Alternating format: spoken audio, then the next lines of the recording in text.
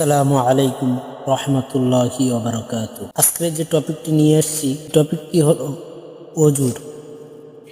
অজু আমাদের কিভাবে করতে হবে, অজু করলে কি হয়, কোন সময় অজু করতে হবে, এইটা নিয়ে আজকে আলোচনা করব। কিছু প্রশ্নের উত্তর। রাসূলুল্লাহ সাল্লাল্লাহু আলাইহি সাল্লাম বলেছেন, কিয়ামত দিবসে আমার উম্মতের পরিচয় হচ্ছে তাদের কপাল ও পদযুগল শুদ্ধ আলোকময় হবে। কি কারণে তা হবে? উত্তর, রাসূলুল্লাহ সাল্লাল্লাহু আলাইহি সাল্লাম বললেন, সেটা হলো অজুর কারণে। নাম্বার 2, প্রশ্ন, ঈমানের পর মুসলমানদের উপর সর্বপ্রথম কোন ইবাদত ফরজ করা হয়? উত্তর, সেটি হলো সালাত। নাম্বার 3, নামাজ বিশুদ্ধ হওয়ার পূর্ব শর্ত কি? উত্তর, পবিত্রতা।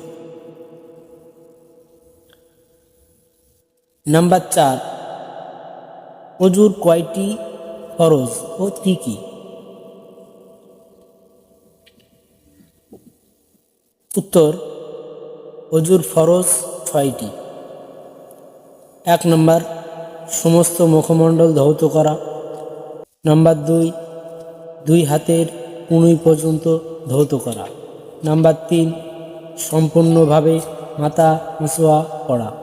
নাম্বার 4, 2 পায়ের টাকনু সহ ধৌত করা।